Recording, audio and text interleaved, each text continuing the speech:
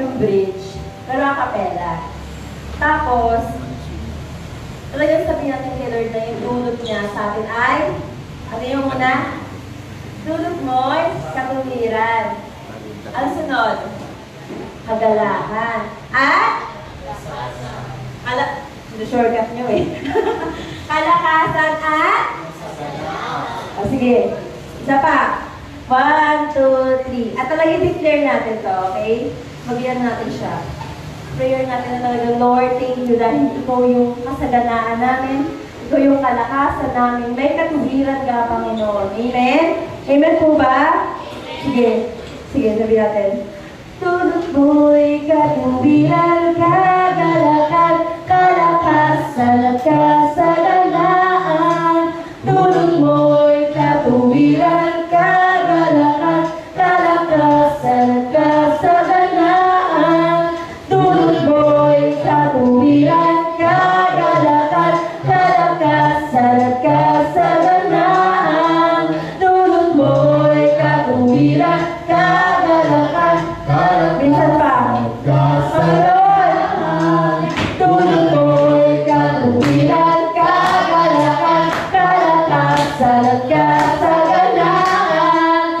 Tulot mo'y katuwiran, kagalakan, kalakasan at kasaganaan. Tulot mo'y katuwiran, kagalakan, kalakasan at kasaganaan. Tulot mo'y katuwiran, kagalakan, kalakasan at kasaganaan. Hallelujah! Tulot mo'y katuwiran, kagalakan, kalakasan at kasaganaan. Tulot mo'y katuwiran, kagalakan, kalakasan at kasaganaan. Tulot mo'y katuwiran, kagalakan, kalakasan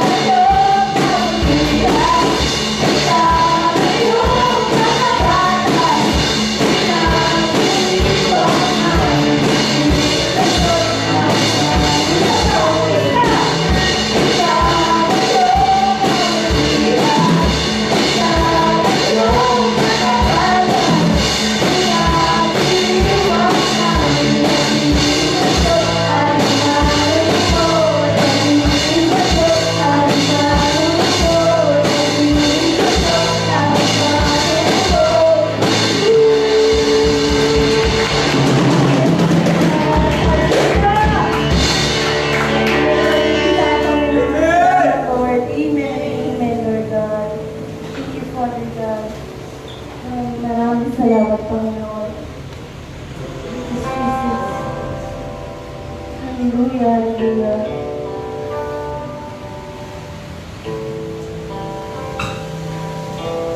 Lord, hindi na wala kang katulad, Panginoon. Lord God, right now we allow you, Lord God, na talagang siya sa akin mo. Thank you, Lord.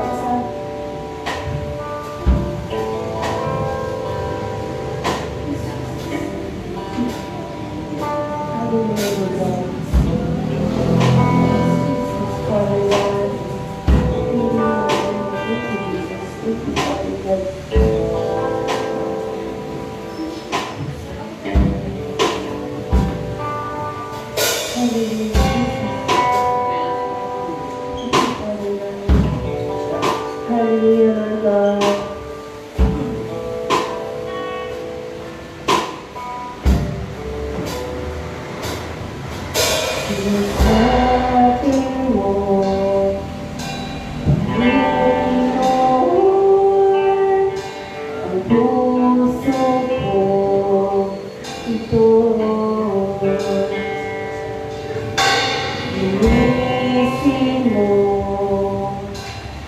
Lord,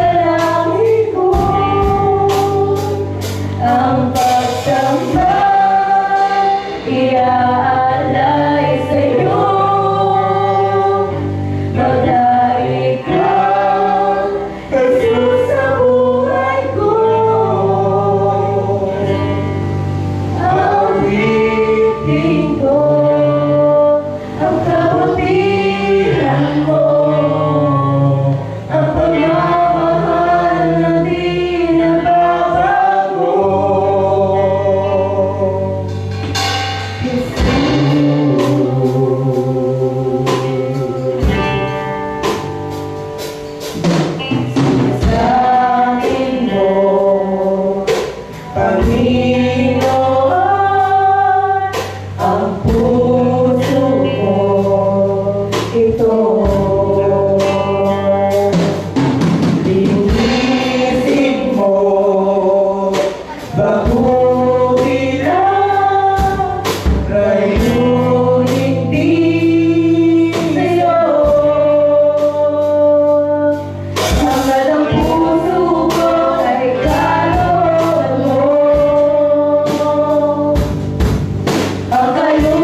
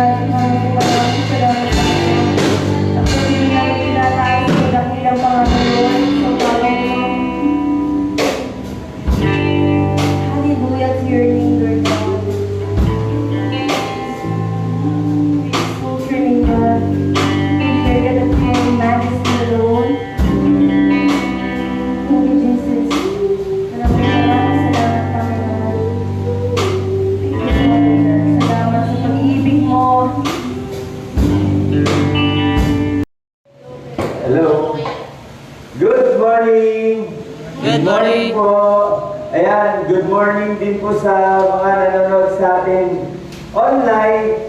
Good morning po mula sa Butuan. Butuan, yes! Okay, natin yung iba natin mga kapatid sa Butuan ngayon.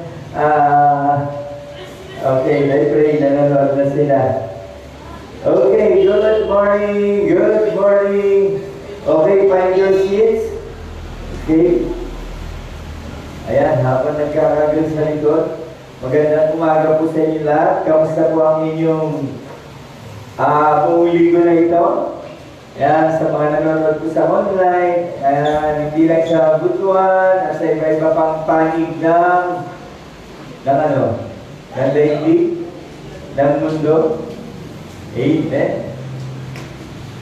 Hallelujah.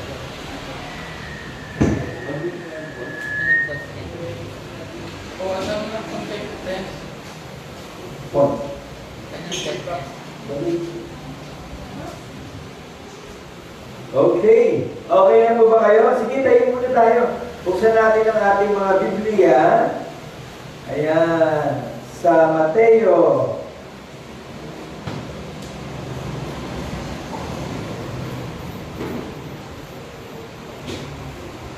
Mateo 7. Okay, Matthew chapter 7. Tayo po tayong lahat.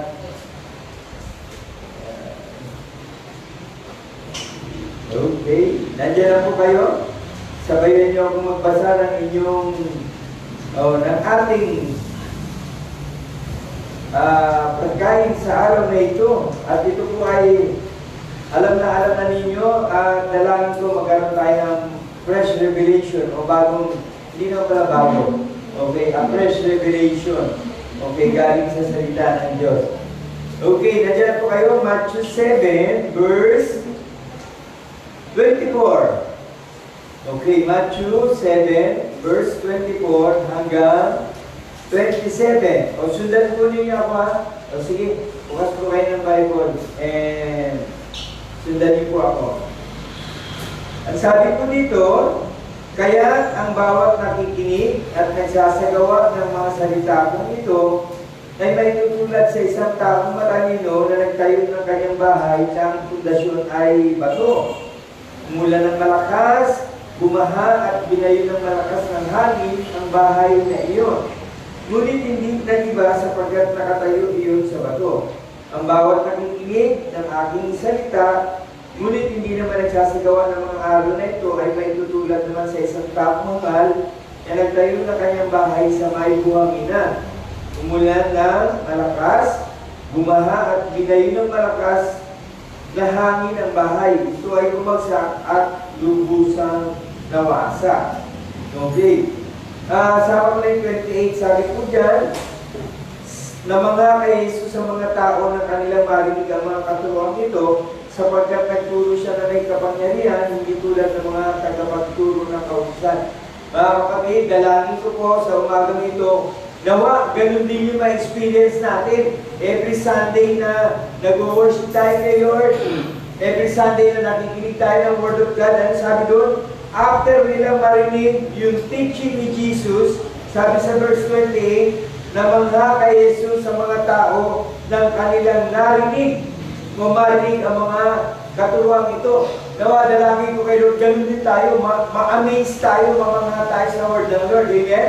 Hindi, huwag tayo masanay ng, ay, linggo na naman, ay, mag-church na ako. Dapat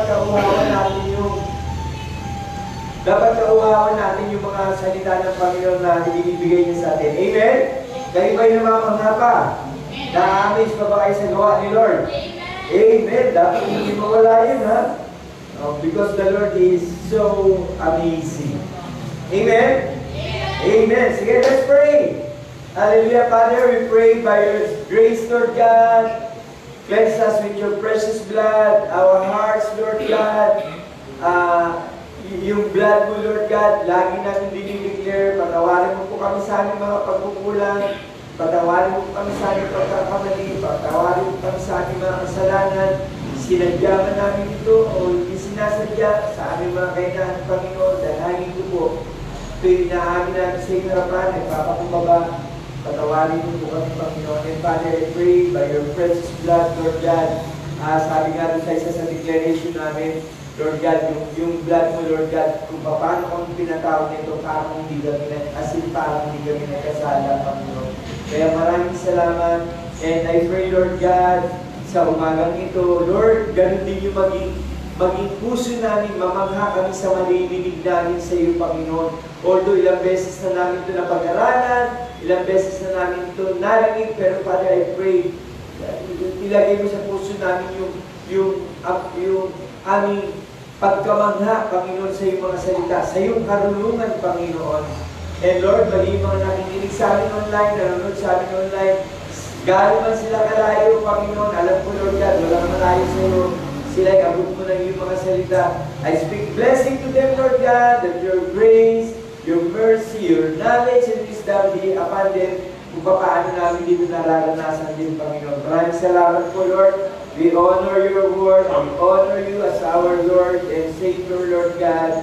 Let your word, let there be a fresh revelation of your word be upon us. Let there be, Lord God, spirit of yung amazement, Lord God, sa heart namin, Lord God, na talagang nakakamangha ka, Panginoon. Ang kalunungan mo'y nakakamangha, Panginoon. At dalangin ko, matanggap ko namin ito.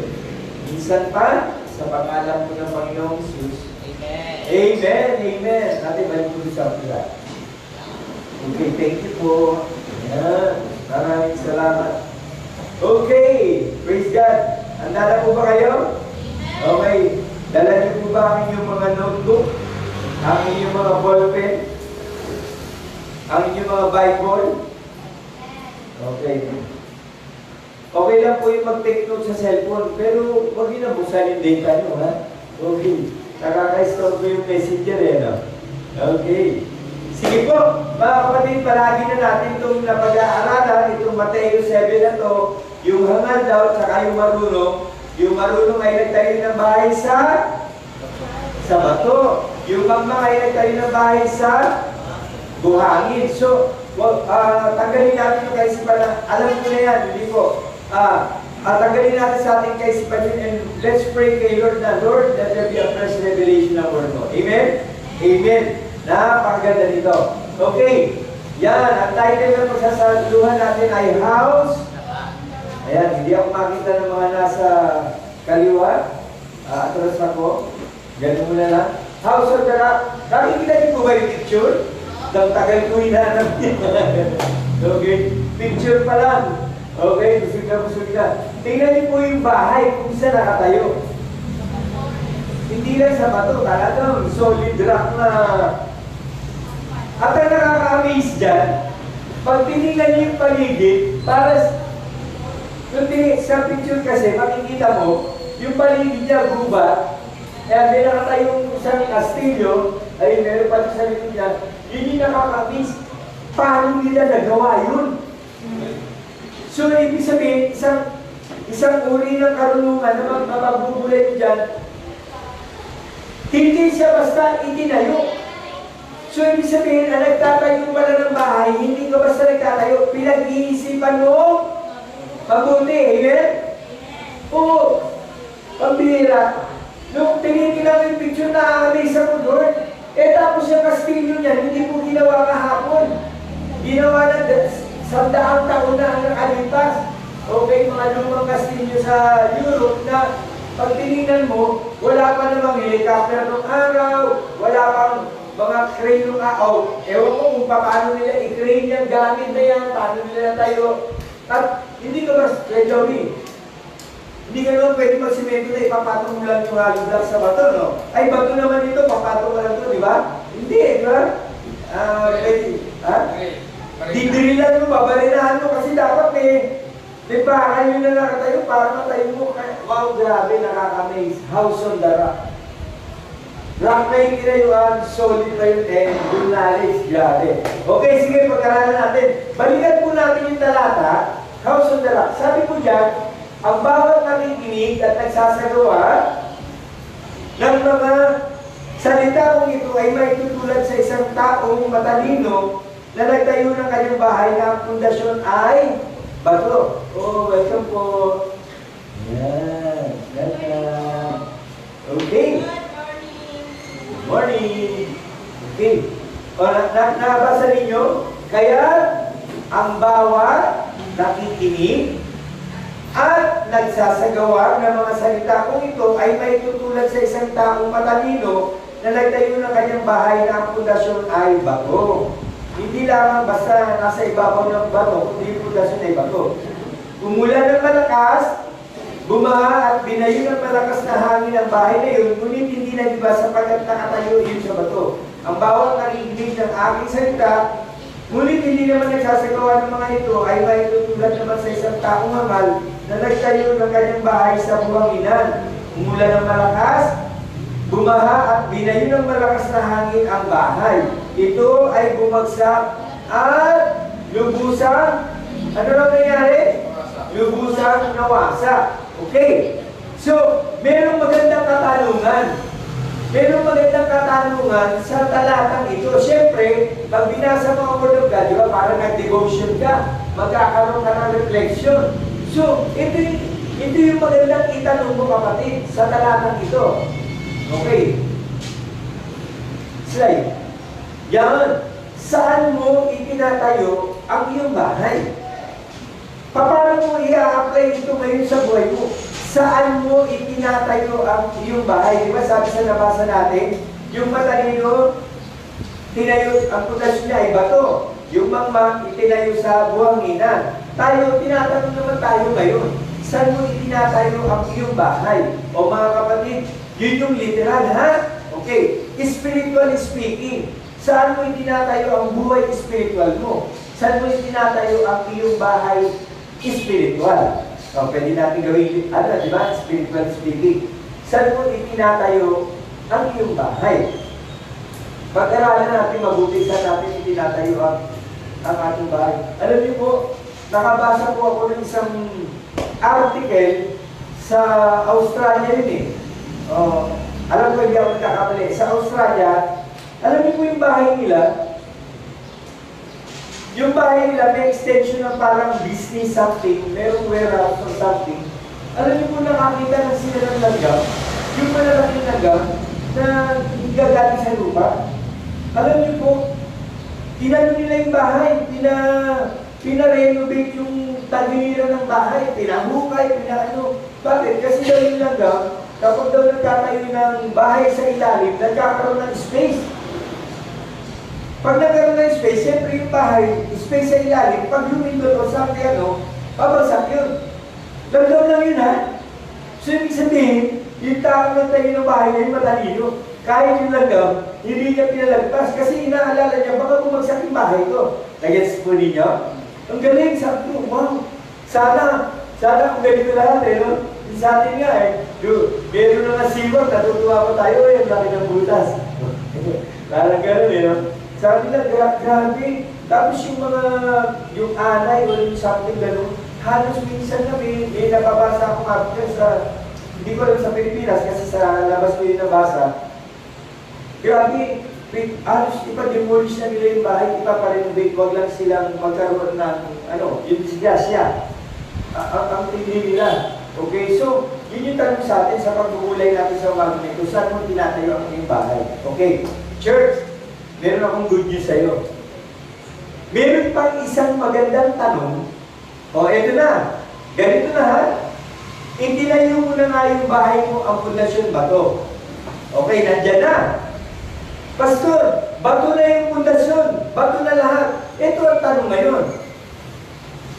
Paano mo itinatayo ang iyong bahay? Hindi porkit meron ng bato, hindi na porkit ang pundasyon mo ay bato, ay solid na to, itatayo mo na yung bahay. Ang pangalawang tanong, paano mo itinatayo ang iyong bahay? Anong material sa ginagamit mo? Meron ka bang plano o maisipan mo lang? Hello? Hindi basta-basta nagtatayo ng bahay.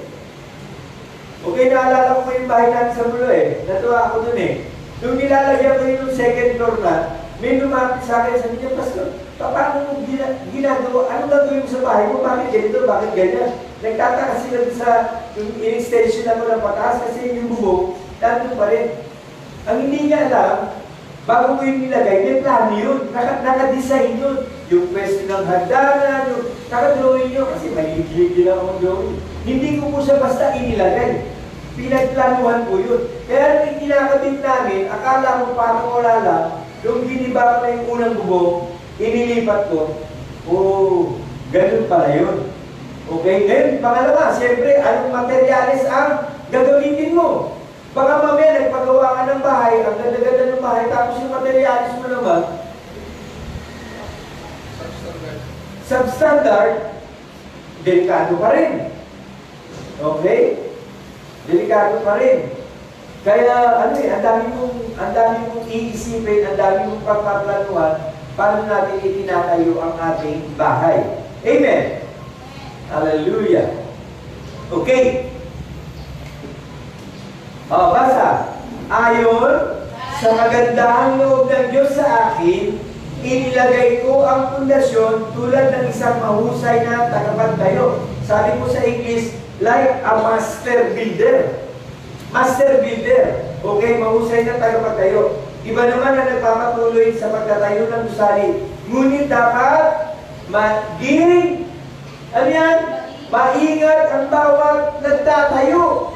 Maging maingat tayo. Okay, sabi ko sa inyo, spiritually speaking hindi bahay lang basta pinag-usapan natin it's about our life, ang buhay natin, ang spiritual na buhay natin. Okay, ito mga estudyante, akala nyo nag-aaral lang kayo, akala nyo naglalaro lang kayo, akala nyo wala lang yung pag-aaral ninyo, akala nyo yung bulakbol, okay lang, yung ay, exam lang bukas, hindi ka mag-aaral kasi parang wala lang sa iyo, di ba?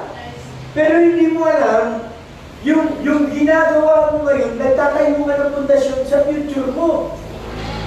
Nagtatayo ka ng pundasyon sa future mo. Eh, pastor, kasi mahirap lang kami. Kasi pastor, ganito lang kami. Pastor, ganito lang kami.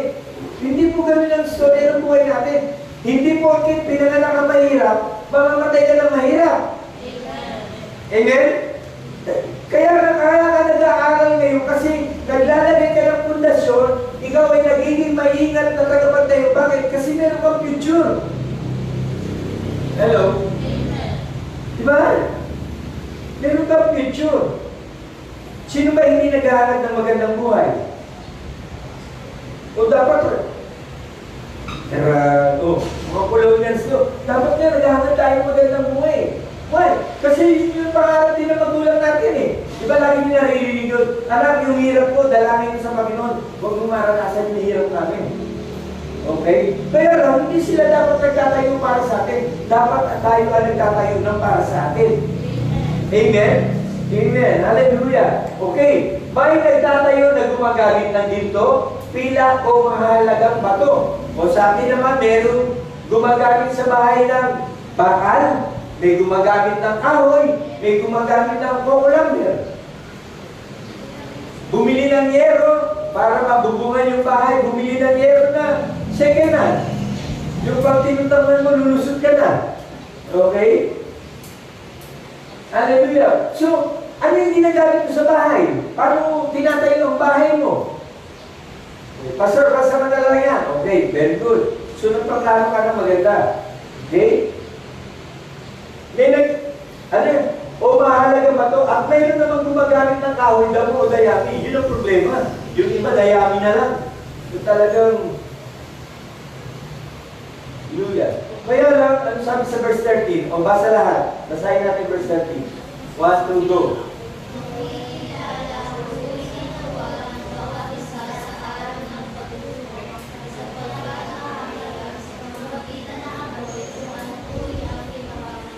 O, tingnan nyo yung binasa natin sa Matthew 7, sabi doon, yung matalino nagtatayo ng bahay sa bato, yung isa nagtatayo sa buhangin, dumating ang bagyo, baha, saka malakas na ang unos ng hangin.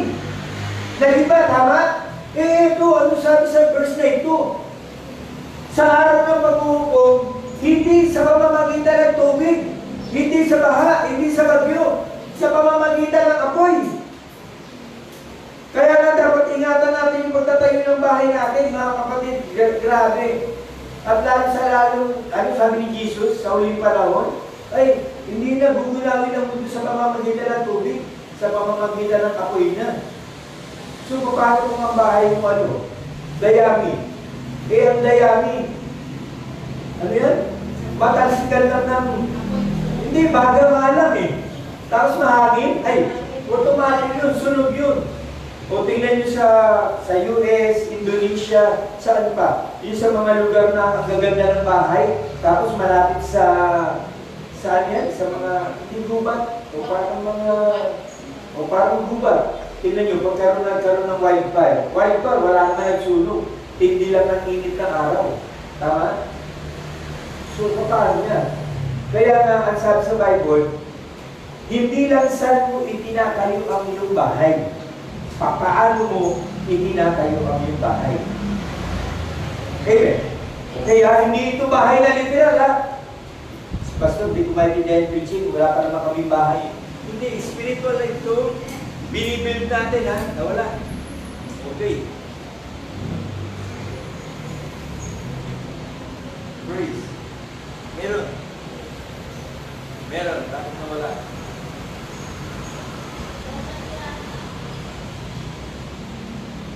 Okay. Praise check. Okay, nawala. Hindi, puli. Puli battery. Sige, meron ka naman mic. Okay, saglit lang po. Konting patalastas. Dito kaya magsuligaw. Hindi ko na alam kung rinig ako sa online. Mic?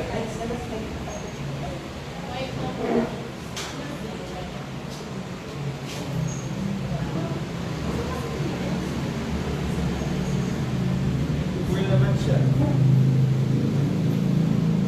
Okay, praise. Nawala talaga. Okay. Ha? Diyan naman na? O, sige. Ayan. Ayon sa kagandahang loob ng Diyos sa akin, inilagay ko ang punasyon tulad ng isang mahusay na tagapagtayo. Guys, church, dapat maging mahusay tayong tagapagtayo. Sabi nga sa English, pag binasa niya sa English, nakalagay dyan, be a master builder. Hindi lang basta builder, be a master builder.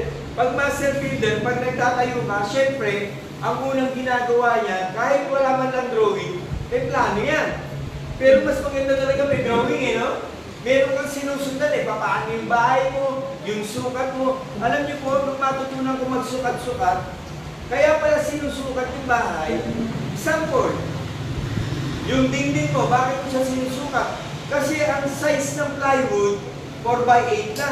Para pag inilapat mo siya, wala sa mga reta-retaso. Yung laging buo. So, kaya siya ginuglitan, kaya sa may mga sukat. Para pag inilatan siya, okay, maganda siya ang inilalatan. Ate, maayos. Ano siya maayos? Okay, praise. Praise. Check, praise. Wala rin. Yun. Praise. Wala ito. Okay, sorry po sa ating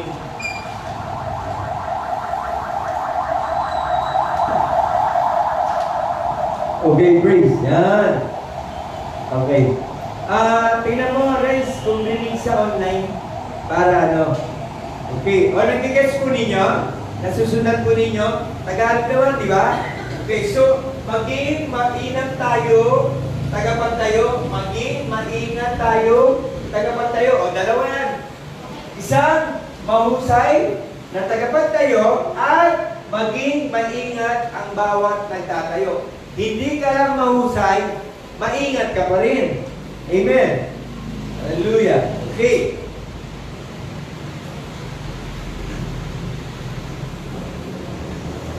Meron po akong sample sa inyo. Yan. Maging maingat tayong maging tagapagtayo.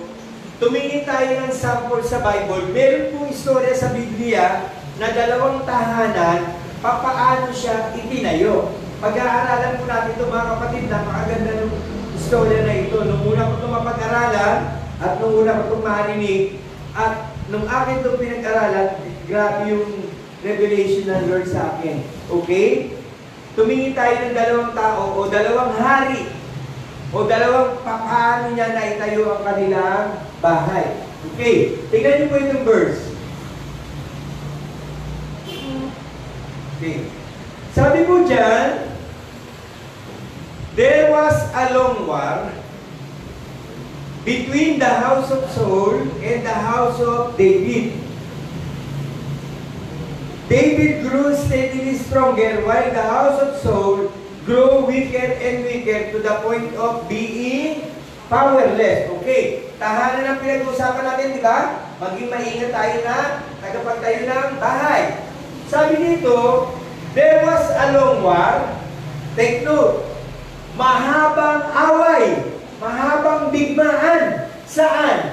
Between the house of Saul, sa tahanan ni Saulo, at sa tahanan ni David. Pareho itong hari, ha? Yung dalawang hari, merong pag-aaway sa kanila. Between the house, kaya po yung ginamit ko Tagalog na English version. Between the house of Saul and the house of David. Pag-aaralan natin, dalawang klase na uri ng pagtatayo ng bahay. O dalawang klase uri ng pagtatayo ng ating buhay spiritual. Okay, number 1, house of Saul. Wait. Balik. Yan. Sabi mo dyan, house of Saul and the house of David. Guys, take note ha. David grew steadily stronger. Yung tahanan ni David, yung bahay ni David, lumalaki, lumalago siya. Ano sabi dyan? Steadily stronger. Okay? Steadily stronger. Pero yung kay Saul, the house of Saul, ano sabi dyan? It grew weaker. Hindi lang weaker, hindi lang naging mahina. Weaker and weaker. Pahina ng pahina. O, basta. To the point of being powerless. Parang ganito. Yung bahay mo, akala mo, ang tibay-tibay. Yung kahoy mo, akala mo ang tibay-tibay, hindi mo alam, yung loob niya, inaanay na pala. Okay? It grew weaker and weaker to the point of being powerless. Hindi niya na kayang maging matatag at sa isang ihip ng bagyo o baha o malakas na hangin, ito ay babagsak. And there was a long one. O yung mga galing sa life class dito, di ba, lesson 4 ninyo bago mag-encounter, life is a battle. Mayroong digmaan na nangyayari sa buhay natin. O ano sabi niya, Apostle Paul sa Ephesians chapter 6? Isuot mo ang baluti mo ng pakikipagdigma. Bakit? Kasi nasa digmaan ka. Nasa spiritual battle tayo. There was a long war. Mga kapatid, matatapos lang ang problema sa buhay, matatapos lang ang lahat ng laban sa buhay pag dumating na ang Panginoong Jesus, pag itinatag niya na yung kanyang kingdom dito sa earth. At tayo mananampalataya, matatapos lang yung struggle natin kapag natutunan natin tumayo sa biyaya ng Panginoon. Okay, yung declaration natin sa encounter, di ba? The blood of Jesus. Pag naunawaan natin yung revelation ng cross ni Lord sa buhay natin, naunawaan natin ginawa ng Panginoon sa atin, matatapos yung digmaan na yun. Pastor, wala naman digmaan, meron pa rin po. Pero salamat kay Lord, kasi sabi sa 1 Corinthians 15:58, lahat ng ginagawa natin para sa Diyos, hindi mawawala ng kabuluhan. Amen? Amen. So nagpapatuloy tayo sa ating pananampalataya. Perfecto ba tayo? Hindi po tayo perfecto. Nagkakamali tayo, nagkakasala tayo. Pero hindi yun nagpapahinto sa atin para maglingkod kay Lord. Amen? Amen. Okay. So tingnan natin, pag-aralan natin to, ano yung meron kay House of Saul at ano yung meron sa tahanan ni David. House of Saul and House of David. Pero mga kapatid, pasensya na po kayo ha. Lalo-lalo na sa ating mga, babalik kayo sa linggo ha. Kasi may part 2 ito. Ang didiscuss natin ngayon yung House of Saul. Yung House of Saul. Hindi natin mag-discuss yung House of David. Bakit? Kasi yung House of David, magandang topic. Sayang pag, ano yun? Sayang pag piniraso ko lang sa inyo eh. Okay? Pag-aralan muna natin yung House of Saul, ano nangyari sa tahanan ni Saul. Okay, next slide. Yan, Saul's house. Ano ang meron sa tahanan ni Saul? Number 1, permissive will. Okay. Ang sabi po sa permissive will, bakit permissive will? Okay. Permissive will is that which is granted by God to satisfy the desires in the hearts of believers. Permissive will. Slide. Permissive will is that which is granted by God to satisfy the desires in the hearts of believers. Take note, ha? This usually occurs when there is a desire or craving by believers for that which is outside God's will. Pag sinabing pinahintulutan lang, pero hindi kalooban ng Diyos, kasi pag pinilit mo, yung gusto mo na hindi kalooban ng Diyos, igagrant ni Lord yun. James 4 verse 3. You ask God for something and do not receive it because you ask with wrong motives, out of selfishness or with an unrighteous agenda. So that when you get what you want, you may spend it on your hedonistic desires. Ano ba yung hedonistic? Hindi ko nalagay dyan eh. Hedonistic. Hedonistic means engaged in the pursuit of pleasure, sensually self-indulgent. Yung nakakapagpasaya lang sa'yo, yung personal na gusto mo, labas sa kalooban ng Diyos. Mga kapatid, pakinggan nyo ha. Mamaya, i-discuss ko sa inyo, Pastor, bakit na yun? Ganun yung desire ni, o yun naging tahanan ni Saul. Number 1 na nangyari po kay Saul, kaya hindi naging matatag ang tahanan niya, paano ang ginagawa niya ay labas sa kalooban ng Diyos. Permissive will. Okay? Which is granted by God to satisfy the desires in the hearts of believers. Oo, ibibigay sa inyo ng Lord yan kasi yan ang gusto mo eh. Yan ang pinipilit mo eh. Ibibigay sa inyo ng Lord yan. Pero tandaan mo. Okay? Tandaan mo. Hindi ito, labas ito sa kalooban ng Diyos. Yan, James 4:3. Next. Permissive will is not God's will. Okay? Pinahintulutan ng Diyos, pero hindi kalooban ng Diyos talaga. Example, naalala niyo magreklamo yung mga Israelita about divorce? Nabasa niyo sa Biblia? Basa niyo? O ano sabi? Bakit si Moises, binigyan kami ng papel tungkol sa divorce? Ano sabi ni Jesus? Ha? Hindi kalooban ng Diyos yan. Kaya binigay sa inyo ng Diyos yan kasi matitigas ang ulo ninyo. Hello? Ang mag-asawa ay hindi kalooban ng Diyos na maghiwalay. Kaya dapat pag nag-asawa tayo, piliin mo yung bigay ng Diyos. Kasi pag nag-asawa ka na, hindi na pwede yung ngayon kasal kayo, bukas hiwalay na tayo.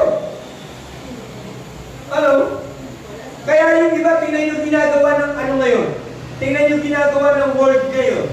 Yung mga makamundong prinsipyo. Ano yung ginagawa nila tungkol sa marriage? Ano yan? Live-in. Bakit? Ano ang purpose ng live-in? Kasi baka hindi tayo. Subukan lang natin. Uy, mga babae, huwag kayong papayag sa ganun. Paano sabihin sa'yo? Ay, sinubukan naman natin, kaya lang hindi tayo pwede sa isa't isa. Iiwanan na kita. Sino yung talo? Babae. O kaya kayong babae, huwag kayong papadaan sa pogi lang, ha? Ay, pogi kasi siya. Pogi nga. Oo. Amen. Naalala ko yung tanungan na dati. Nung sa encounter, may nagtanong, Pastor, pwede bang, sabi nyo, oo nga, pogi nga, hindi naman nakakakilala sa Panginoon. So, pwede mag-request kay Lord na nakakakilala sa Panginoon. Pogi pa. Grabe, no? Ang simple. Kaya lang, ito tanong. Nasaan ba ang ganda ng mukha ng tao? Nasa mukha niya ba o nasa puso? Nasa puso. Oh. Kaya ako naniniwala na walang pangit na tao basta maganda ang kalooban. Ayaw kumayan. Kaya ba kayo doon? Hallelujah. Okay? So, ano yung lesson na binibigay nito? Permissive will is not God's will. Kahit yan pinahintulutan ng Diyos, pero hindi ang kalooban ng Diyos, hindi pa rin yun kalooban ng Diyos. Why? Aliwaliwanag na sinasabi ng Biblia. Okay? Hallelujah. Okay. Tingnan natin ano ang nangyari kay Saul. Bakit siya naging permissive? O, tingnan niyo po. Mga kapatid, tatagalugin ko na lang ha. Then, guys, listen. Then, all the elders of Israel gathered together and came to Samuel at Ramah and said to him, Look, you have grown old, and your sons do not walk in your ways. Now, appoint us a king to judge us and rule over us like all other nations. But their demand displeased Samuel when they said, Give us a king to judge and rule over us. So Samuel prayed to the Lord. The Lord said to Samuel, Listen to the voice of the people in regard to all that they say to you. For they have not rejected you, but they have rejected me from being king over them. So permissive will. Ang kalooban ng Diyos, ang Diyos ang maging hari nila. Ito po yung tinatawag na naririnig yung theocratic government. Ano yung theocratic government? Ang Diyos ang maging hari nila. Huwag silang mag-desire ng king na mayroong katulad sa ibang bansa. Kaya tingnan nyo, pasalamat tayo sa Panginoong Hesus. Nung dumating si Jesus, ano sabi niya? Ganito kayo manalangin. Your kingdom come, your will be done. Your kingdom come. Lord, dalangin ko dumating na yung panahon na na ikaw na muli ang maging hari namin. Hindi yung mga taong binibigay mo sa amin. Your kingdom come, your will be done. Magyari ang kalooban mo, Panginoon. Bumalik yung theocratic. Ano yung theocratic? Ang Diyos, ang hari ng bansa. Amen? Hallelujah. Kasi alam nyo, kahit anong bait ng hari, kahit si Haring David yan, kahit si Haring Solomon yan, ang tao, nagpe-fail. Ang tao, nangihina. Ang tao, nagkakamali. Tama? O, tingnan niyo mga kapatid, ano nangyari? Ano sabi ni Lord? Listen to the voice of the people. Sige, pakinggan mo sila. Bakit? Lahat ng sinasabi nila, ito tandaan nila, hindi ikaw ang nire-reject nila. Ako ang nire-reject nila maging hari para sa kanila. Wow, the best thing na nga si God eh. The best thing na si Lord. Amen? The best na si Lord sa lahat. Pero bakit tayo pa rin ninyo? O ano nangyari? Guys, 1 Samuel 2, ano nangyari? Ibinigay ng Diyos si Haring Saul. So, King Saul's house, representing, permissive will. Because of your rebellion, ang sabi ni Lord, sige, ibibigay ko yung gusto nyo. Pero tandaan nyo to, mga kapatid, kung meron kayong tayong pag-aaral, yan ay verse 7 lang, basahin niyo yung susunod na mga verse dyan, sinabi ni Lord, sige, gusto nyo ng hari? O, eto yung panuntunan, ganito ang magiging hari. Ganito ang gagawin nyo para sa hari. Ganito ang gagawin nyo para sa hari. At nung si Solomon na ang hari, nagreklamo na yung tao, bakit? Kailangan nilang magtrabaho para sa hari. Mayroong mga talagang naghihirap para magtrabaho para sa hari. Wala, pinili natin, tumili tayo ng tao eh. Okay? Hallelujah. Sakit ano? Ganun pala pag nire-reject natin yung church. Kaya minsan nakakarinig kayo sa mga pastor na nag-preach na, alam niyo po, last Sunday lang, di ba, naalala niyo yung sinabi ko sa inyo? Napakahirap na mag-preach ng pastor pag ang usapan patungkol sa pastor. Bakit? Kasi sasabihin ng tao, ayan na naman si pastor, nagpaparinig na naman si pastor, ayan na naman, pera na naman yung topic, nangihingi na naman ng pera si pastor. Pero alam niyo, sabi ni yung isang kaibigang pastor, church, tandaan niyo ito, sige, magmukha na kami pera, sige, magmukha na kami mayabang, huwag lang tayong mapahamak. Why? Kasi hindi pwede hindi ituro ang salita ng Diyos eh. Hello? Naalala ko noon, nung nagtatrabaho ako sa abroad, minsan, siyempre, binabato ka bilang Kristiyano, nililiba ka bilang Kristiyano. Tapos ang binabantayan nila sa'yo, hindi yung mabuting gawa mo. Ang binabantayan sa'yo, yung kailan ka magkakamali. Alam, may mga taong ganun eh. Sa dami ng kabutihan ginagawa mo sa kanya, ang laki, ano yun? Sa eskwelahan na alam niyo yun? Ang laki-laki ng papel na puti, ang nakita yung tuldok. Di ba? Ang ganda-ganda ng papel, ang ganda-ganda ng drawing, nakakita na sa tuldok, sabi pa akin. Ang pinawala, nakita maganda doon. Ang laki-laki ng papel. Di ba gano'n?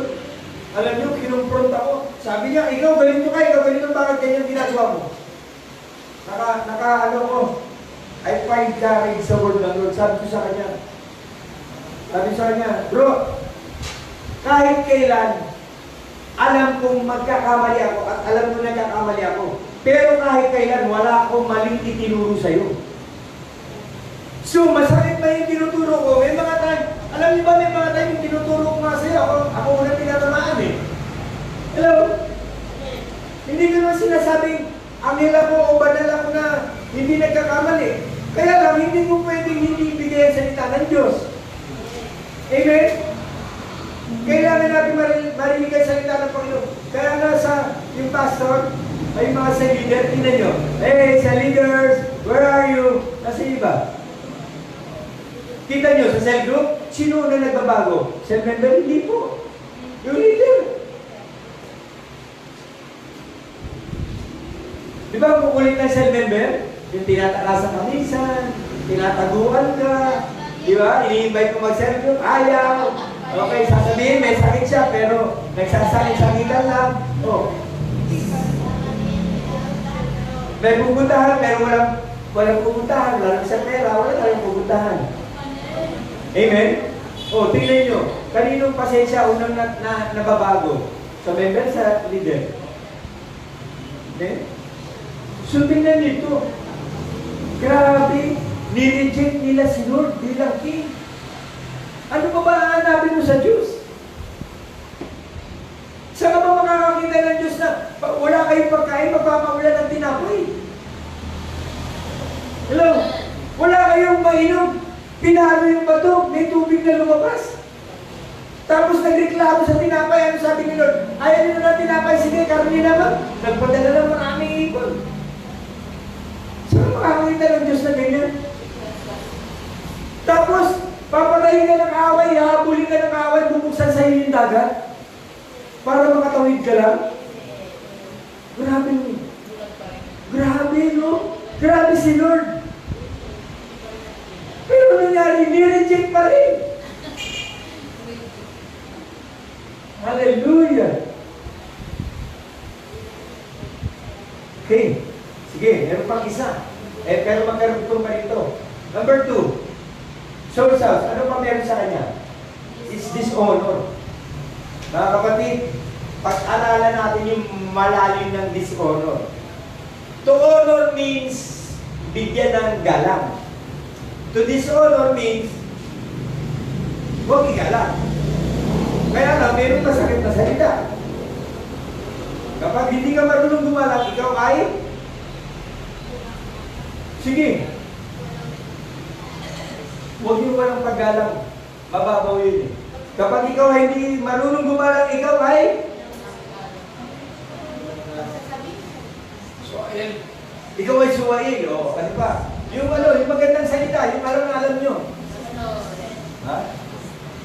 di ba? Kung hindi ka marunong gumalang, bastos ka. Hello? Tama? Wala akong galang eh. Ano sabi? Ano ba? Walang modo. Hindi? Oh, guys. Alam niyo kung bakit pinalaya si Lucifer sa langit? Sabi nila pride. Tama? Pride, rebellion. Eh, ang hindi natin alam, yung pride, rebellion, yung dishonor, lahat yun magkakarugtong na salita. Yung pride niya, ano yung pride niya? Dinishonor niya si God. Ano sabi niya kay Lord? Ako ang magiging Diyos. Tama? Eh, meron kang Diyos. Bakit pinipilit mong ikaw? Hello? Meron tayong hari, meron tayong Panginoon, bakit pinipilit natin tayo? Kapag pinipilit mo yung gusto mo, you dishonor your king. Amen? O sige, o usapang pamilya. Kapag sinusuway mo magulang mo, dinidishonor mo yung parents mo, eh yun pa naman yung may pinakamagandang pangako sa Bible. Isa sa pinakamagandang pangako sa Bible, ano sabi sa Biblia?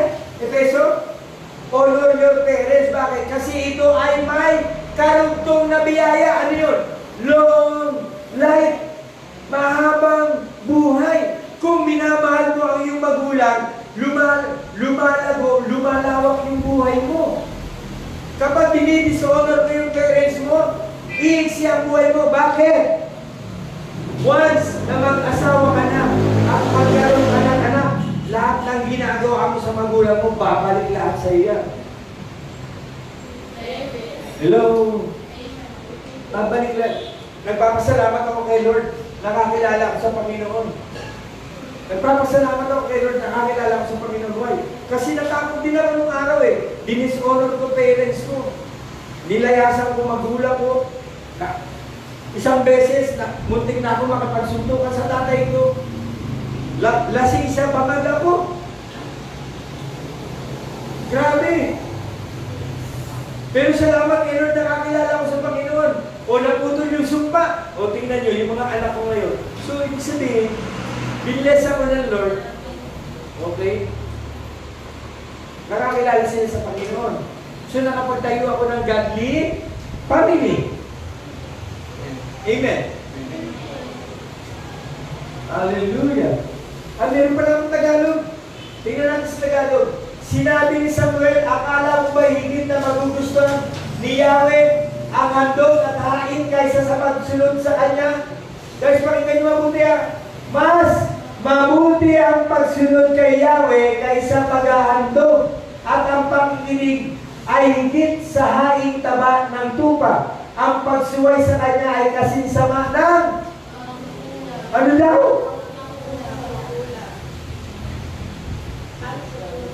At ang katigasan ng ulo'y katulad ng pagsamasaan? Ano daw? Ano daw?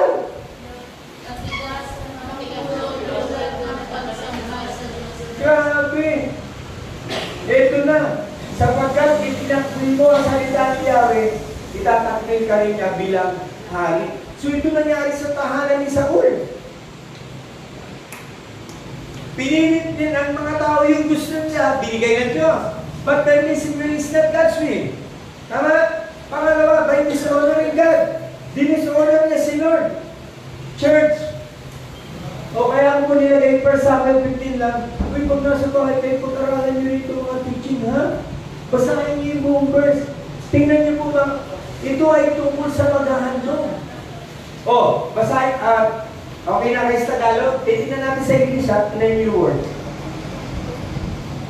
Has the Lord a great delight in burnt offerings and sacrifices, as in obedience to the voice of the Lord?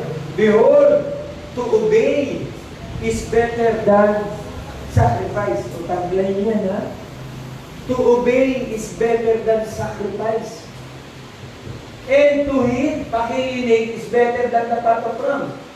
For rebellion rebellion is as serious as, ano yun? Sin of divination, pangkukulang. And disobedience is as serious as false religion and idolatry. Because you have rejected the word of the Lord, He also has rejected you as king. At ibalik sa Tagalog, saglit. Ito ang tanong. Paano niya dishonor si Lord? Okay. Hindi ito yung, church ha, pakinggan nyo ha. Hindi ito yung kabuuan. Pag pinag-aralan nyo, lagi ko yung sinasabi sa inyo ha, context. Context. Ano yung context? Yung kabuuan ng chapter.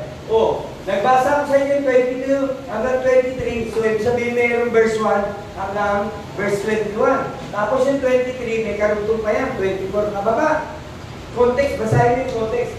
Ano itong sinasabi ni Samuel? Mga kapatid, huwag na natin basahin na. Kwento ko na lang, ha?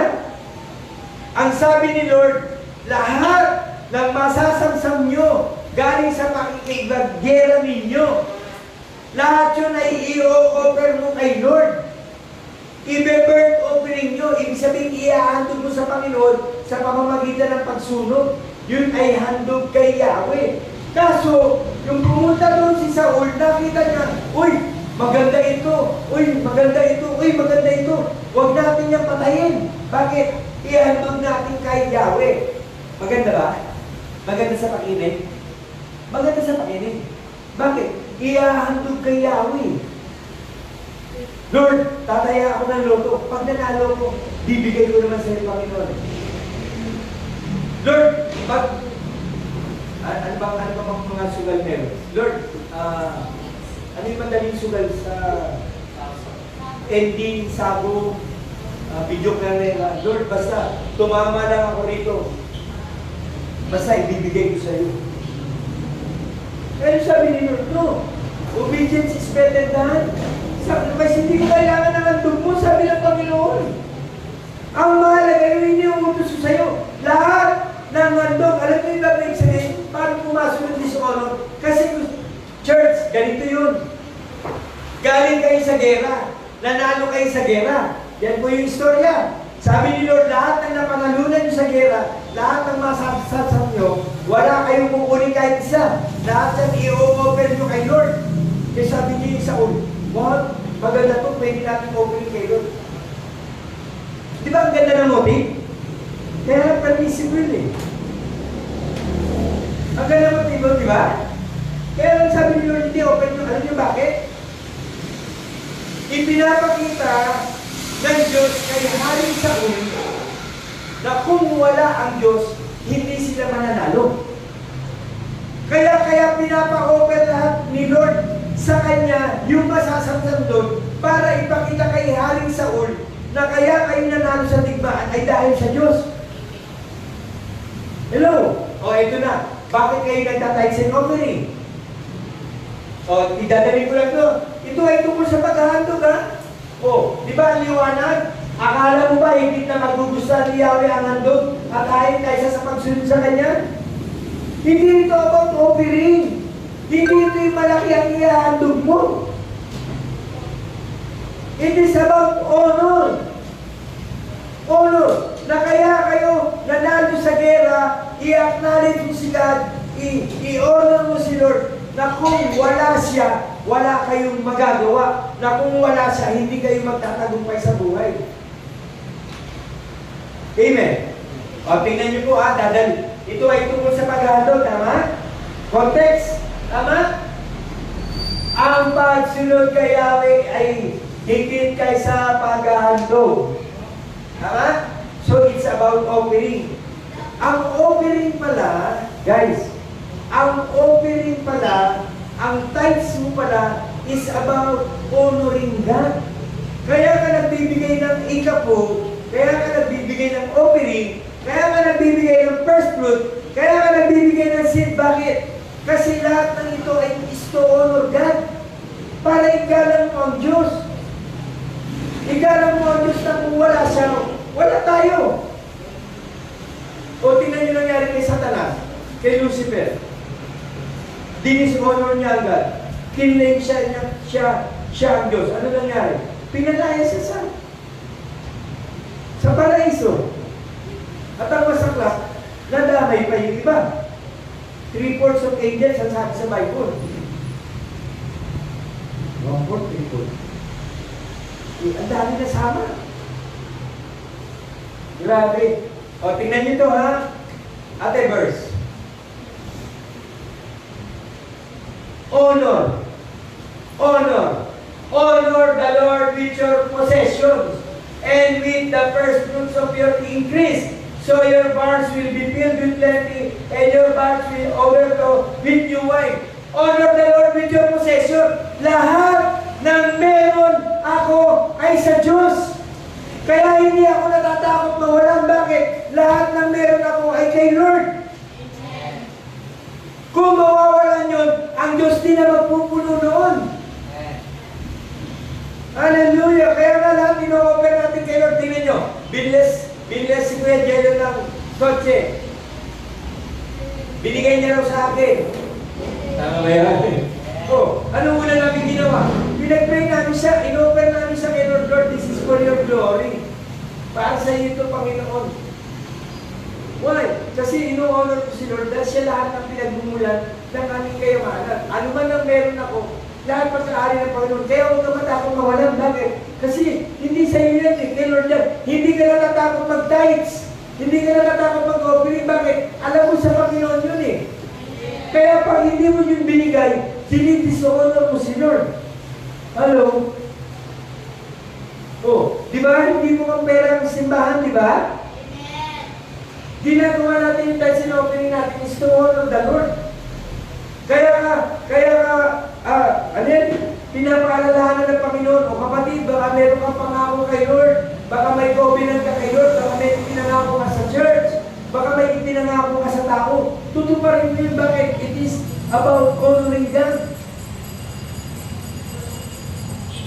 Why? Kasi kaya nga, ibinibless na ni Lord every the purpose, first fruits of all your increase, so your barns will be filled with plenty, and your vats will overflow with new wine.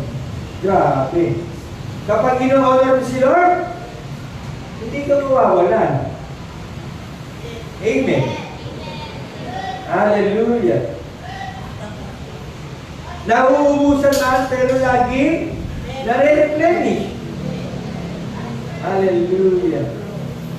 Honor the Lord with your possession. Okay, church, lalo-lalo sa mga kapatid natin ito. Mga kapatid, papaano ko itinatayo ang aking bahay? Yan. Paano ko itinatayo ang aking bahay? Church, tingnan niyo po ito Napakaganda nito. Ito ay, easy. Ito ay batuhan.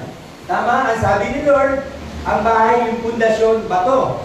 Okay, so batuhan niya. Okay. Kaya lang, paano mo itinatayo ang bahay? Paano ka nagtatayo ng bahay? Okay, paano ka nagiging maingat at nagiging master builder? Minsan, ganito ang ginagawa natin. Hindi lang minsan, may mga kakilala ako, marami akong kakilala, nagawa ko na rin ito dati, nagkamali ako, pero at least naayos ko. Okay? Ganito tayo mag-build ng house. Tingnan niyo, paano tayo mag-build ng house? Work. Magiging matatag ang bahay ko kung meron akong trabaho or nakapag-aral ako. Yan. Kaya minsan, pinipilit natin mag-aral kahit makalimutan natin ang simbahan kasi alam natin pundasyon natin yun. Okay? Pangalawa, nakapagtrabaho, syempre kailangan mo na masustain yung trabaho mo. Kailangan mo ng business. Why? Church. Mga bata pa kayo. Huwag kayong mag-stick lang sa work ninyo. Kailangan maging matalino kayo. Dapat may outside income kayo apart from your work. Hello? Hello po? O paano kung isang araw magkasakit ka. At yung trabaho mo lang sinasandalan mo. Hello? Kaya nga yung investment natin, tama? Yung perang kinikita natin, kasi minsan mga millionaire ang mga Christian eh. O yung mga tao, nagkapera, bili dito, bili doon, gastos dito, gastos doon, kain dito, kain doon. Amen. Wala naman makain, gusto Starbucks pa. Basta meron tatak. Hello? Ubus biyaya. Tama? Kaya lang minsan, eto na, ginagawa natin pundasyon yung business naman. Pag may business ako, alam ko matatayo ko yung bahay ko. Okay? Nagka-business. Ano ba sinunod? Siyempre, pag may business na, umuunlad eh. Dapat may bahay na, dapat may kotse. Tama? Hello? Alam niyo po sa counseling sa mga seaman, ang unang tanong ganito, sino gusto mag-abroad? Taas ang kamay, sino gusto mag-abroad? Meron. Praise the Lord. Ito ang unang kong tanong sa inyo. Ilang taon hanggang kailan? Dapat meron kang ganun. Hello? Dapat meron ganun, bakit? Tingnan nyo. Usapang seaman ha. Counseling sa mga seaman. Ang usapang seaman, hanggang kailan ka mag-abroad? Sabihin niya, pag meron na kaming bahay, eto na, nagkaroon ng bahay. Akala ko pag may bahay ka na, hindi ka na mag-abroad. Wala pa kaming sasakyan eh. Nagkaroon ng sasakyan. Abroad pa rin. Sabi ko bahay at sasakyan, meron ka na sasakyan at bahay. Bakit abroad pa rin? Wala akong pang-gasolina. Tama? So, business naman. Nagkaroon na ng business. So, meron ng bahay, may sasakyan, may business na. Nag-abroad pa rin. Bakit? Kailangan kong i-sustain yung aking business. Kailangan ng kapital. Tama? So, ibig sabihin, yung tahanan niya, ibinibuild niya saan? Sa trabaho niya, sa business niya, sa kabuhayan o sa house. Ito na. Tapos, siyempre, magtatayo na siya ng house. Yung house, lalagyan ng, may pundasyon na, lalagyan ng haligi. May haligi na, siyempre, magkakabahay na. Anong kasunod? So, bubong. Kapag niya na-build niya yun, tsaka niya ilalagay si Jesus. Kita nyo?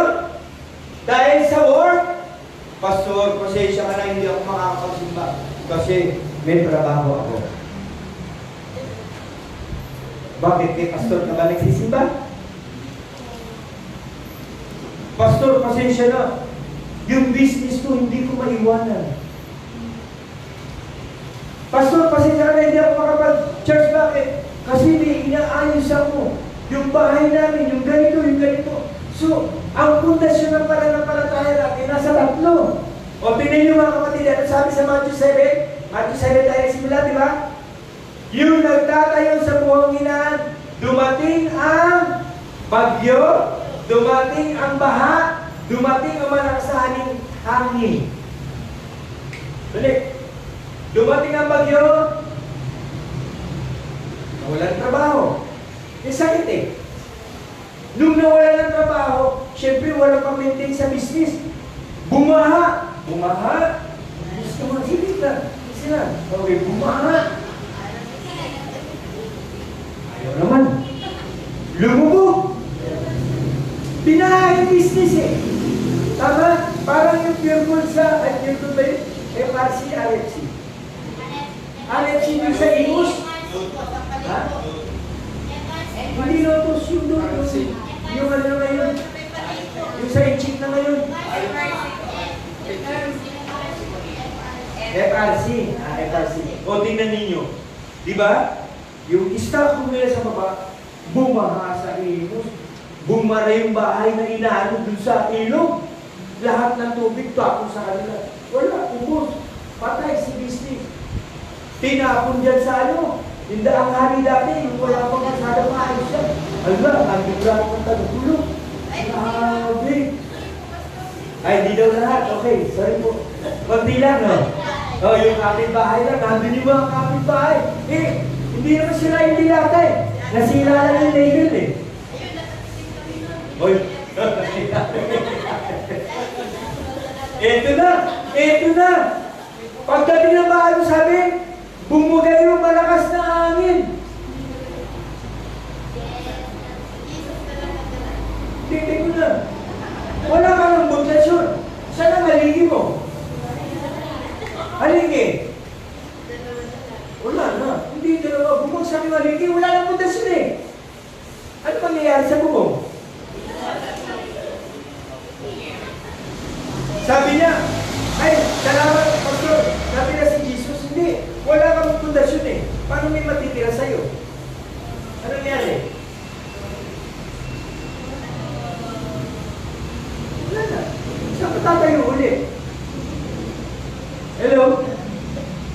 Yan yung sinasabi ng kayo sa buhangin na.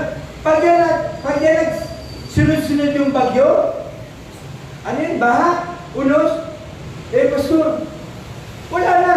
Nung may business nga, hindi ka makapag-church, eh, ngayon nawalan ka pa? Alam niyo kung ano na dapat mangyayari, ba't nawala si Jesus? Sisisihin niya ang Diyos.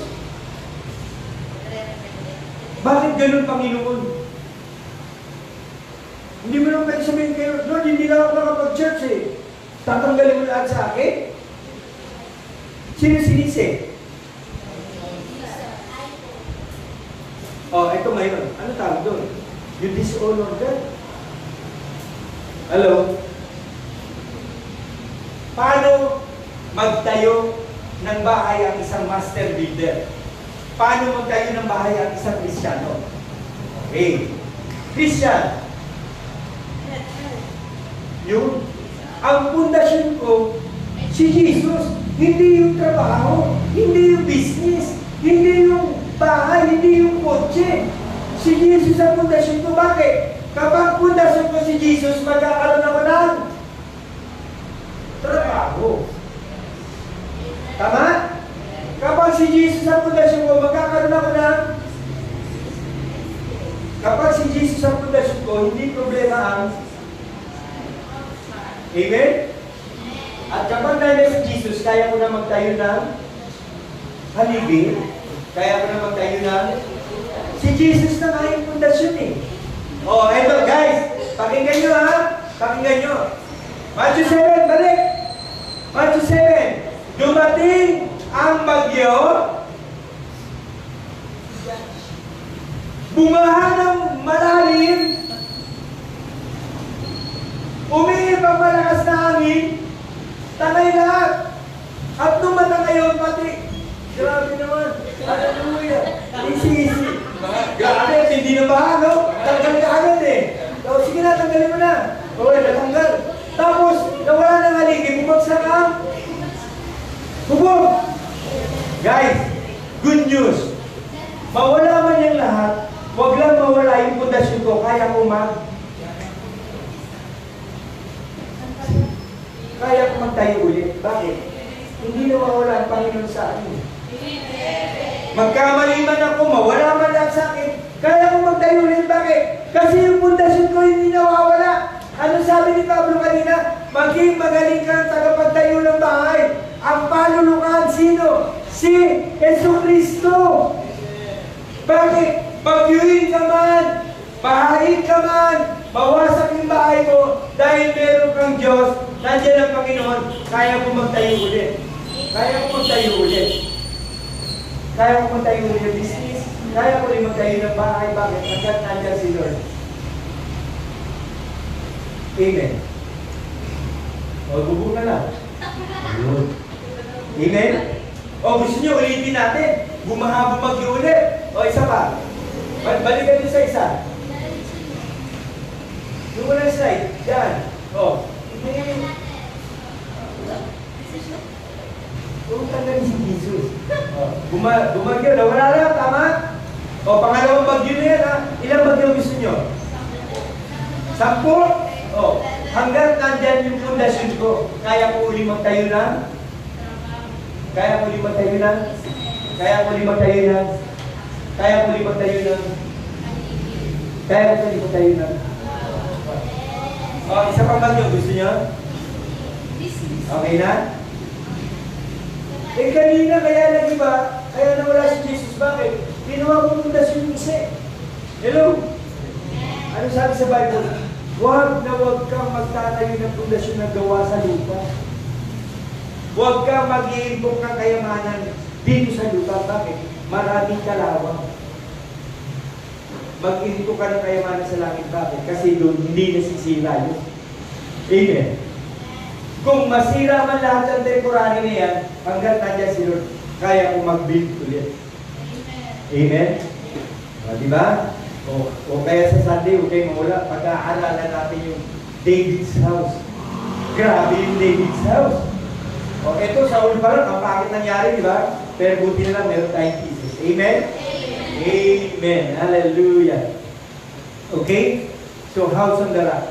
Sige po, tayo po tayo sa gilid. Tayo po yung manalangin. Meron ba? Saan system? Meron. Okay. Tama-tama, may communion tayo. So, pwede po ba tayo mag-pray sa gilid? Lahat tayo, kuya, sige, yung mga musician, standby muna kayo. Bago tayo mag-worship, let's pray muna. Lahat tayo mag-pray tayo.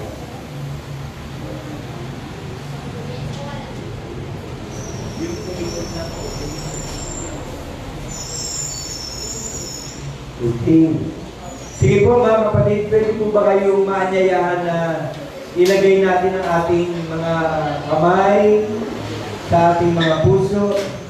Wala mo nang tutugtog, we will all pray. We will all pray, okay? Tapos pagka-pray ko, mag-worship tayo. Sige, tayo lahat ay umupo, tayo lahat ay pumikit in honoring our God. Okay, sige, tayo po'y manalangin. Kapatid, ayon sa sinasabi ng salita ng Panginoon, paano natin itinatayo ang ating bahay. Kung babalikan ba natin ang ating buhay, kung pag-aaralan ba natin ang ating mga buhay, nakikita ba natin ang ating mga sarili na tayo'y nagtatayo ng tamang pundasyon, o binibuild muna natin yung ating pangangailangan bago ang Panginoon. Kapatid, nararanasan mo ba ang salitang, Pastor, hindi ako makapagsimba kasi busy ako, may trabaho ako, may business ako. Pastor, meron kasi kami ginagawa. Pastor, kasi ganito, kasi ganito. Church, sa oras na ito, inihingi tayo ng Panginoon na itama natin yung ating pundasyon. At one of the best na maitama natin ito is to honor our God. At kung nakikita ka na merong bagay na mali doon sa pundasyon na yun, can we pray? Bawat isa sa atin, manalangin tayo. Lumapit tayo sa ating Panginoon Diyos. At katulad na sabi ng talata kanina, be a master builder. Dapat maging marunong, maging magaling, at maging maingat na tagapagtayo tayo ng ating tahanan. At itong tahanan na ito ay hindi physical na tahanan, kundi ito ang tahanan, ang ating spiritual na tahanan, ang ating spiritual na buhay. Hallelujah. Sige po, pray tayo personally. Kung nakikita mo ang pundasyon mo ay mahina, kung nakikita mo ang pundasyon mo ay meron ng crack o may lamat, kung nakikita mo ang pundasyon mo ay nakatayo sa mali tayuan nito, let's pray to God, lumapit tayo sa Panginoon. Hallelujah. Thank you, Jesus. Thank you, Father God. Hallelujah. Lord, Lord. Maging sa mga nanonood sa online, ano man yung pinagdadaanan mo sa buhay ngayon, baka naging ganito din yung pundasyon ng iyong buhay, natayo siya sa maling pundasyon kung bakit pati ang ating pananampalataya ay nadadamay, ang ating pananampalataya o buhay spiritual ay gumuho na rin. Minsan sinasabi natin, mahal ko naman si Lord, kilala ko naman si Lord, pero kapatid, kamusta ang iyong spiritual na tahanan? Mga kapatid, kamusta ang ating spiritual na tahanan? Ang tahanan ba natin ay nakatayo sa batuhan? Ang pundasyon ba nito ay batuhan? Walang iba kundi ang Panginoong Jesus. At Panginoon, sa mga pagkakataon, Lord God, na namamali kami sa pagbuo ng pundasyon, nagkakamali kami sa aming gawa, nagkakasala kami by dishonoring you, Lord. Patawarin ko po kami, Lord God. Linisin niyo po kami ng banal na dugo, Panginoon. At muli, Panginoon, maraming salamat po. Sapagkat sinabi mo, maging magaling kami, maging marunong kami, maging maingat kami sa tagapagtayo ng tahanan, Panginoon. Hallelujah. Hallelujah. Bawat po sa amin, pag nasa online, Father God, I pray, muli maibalik namin, Panginoon, yung tamang pundasyon ng aming pananampalataya, yung tamang pundasyon ng spiritual ng aming pananampalataya, Panginoon. Hallelujah, hallelujah. Thank you, Jesus. Glorify your name, O God. Praise you, Jesus. You are worthy to be praised. You are worthy to be praised, O God. At Lord, bilang pag-honor sa iyo, Panginoon, naririto yung aming communion, Lord God. At sabi mo po, Panginoon, sa 1 Corinthians 11, Lord God, sa tuwing gagawin namin ito, alalahanin ka namin, Panginoon. Hallelujah. Kaya nandito kami, Panginoon. We honor you, Lord God. Inaalala namin, Panginoon, ang banal na abot na communion na ito, Panginoon. Hallelujah. Hallelujah.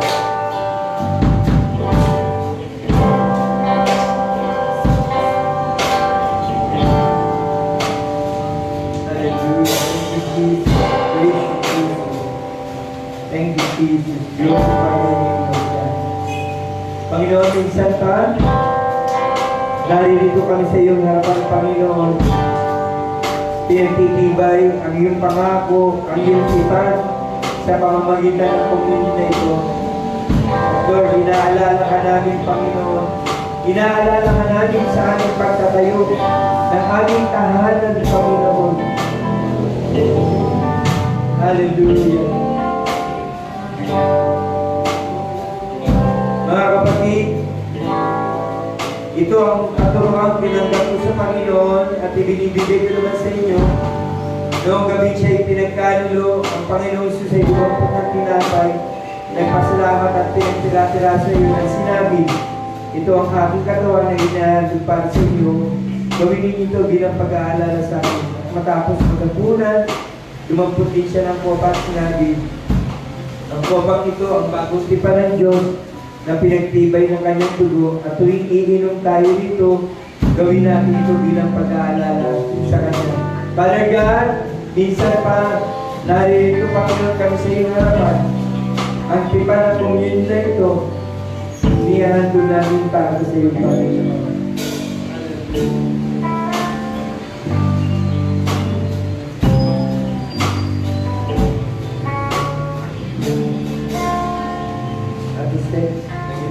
Sige, tuwag na lang po kayo dito.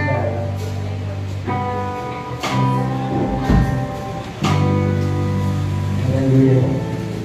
Yung mga nasa tahanan po, dahil first Sunday po ngayon, kung gusto po ninyo sumabay sa aming communion, pwede po kayong mag-break ng bread or meron kayong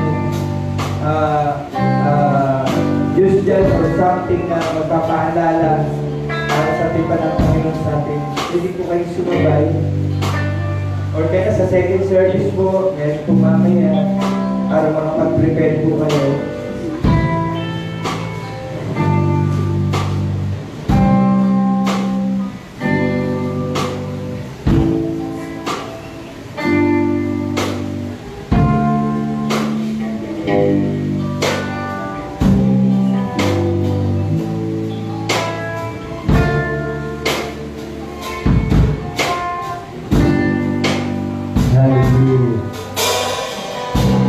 Ito ang katuruan na tinanggap ko sa Panginoon at ibinibigay ko naman sa inyo.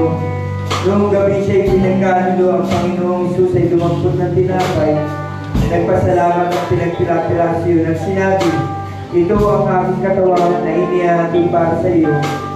Sa inyo, gawin ninyo ito bilang pag-aalala sa akin. Panginoon, itong tinapay na ito na siguro na iyong katawan, sinabi mo, kung kakain kami nito, gawin natin ito bilang pag-aalala sa iyo. Panginoon, inaalala ka namin, Panginoon. And Lord, through this teaching, Lord God, we honor you, Lord God. Ikaw ang aming Panginoon, ikaw ang aming tagapagligtas. Maraming salamat po sa iyong katawan na nabayuway doon sa krus ng Kalbaryo. Hanggang sa pamamagitan na ito, nagkaroon kami ng kaligtasan. At sa pamamagitan na iyong gatay, kami ay nagkaroon ng kagalingan sa lahat ng uri ng sakit at karamdaman, lalong-lalo na sa espiritual na sakit ng tao, ang espiritual niyang kamatayan. Maraming salamat po sa buhay ng Lord ng Panginoon. Minsan pa, inaalala ka natin, Panginoon Jesus, ito po ang ating dalangin. Amen.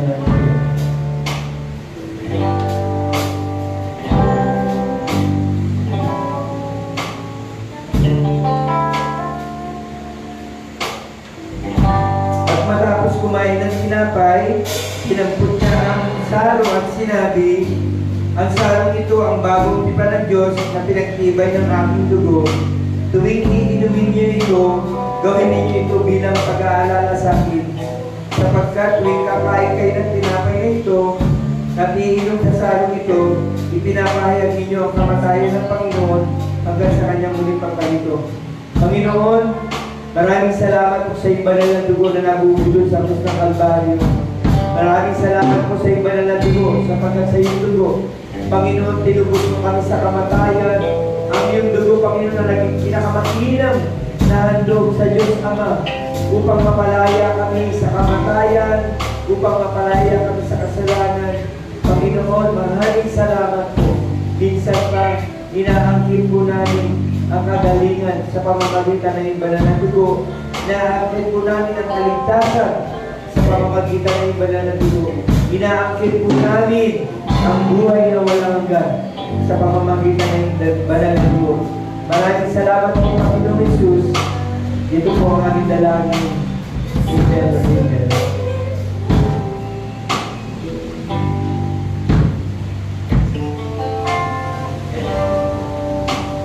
Come on, let's worship. Let's worship the Lord. In honoring our God. Let's worship our Lord.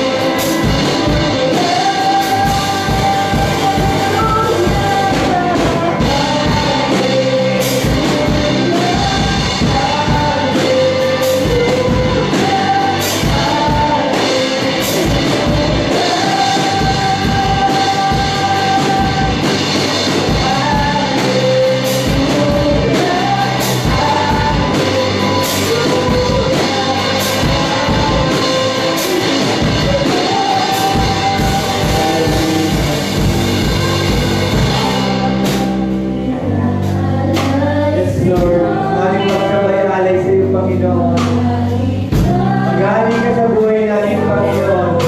Ikaw ang aming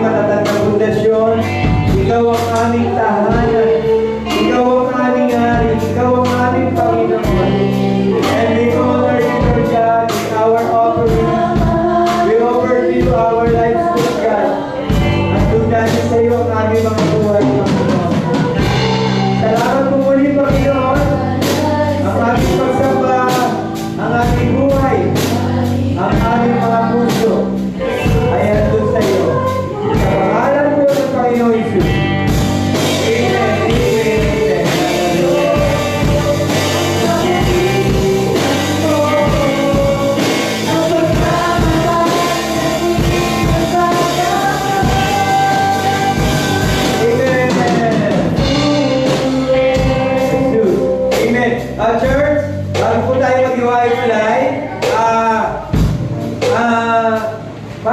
gawa na yung slides para sa Christmas. Wala pa.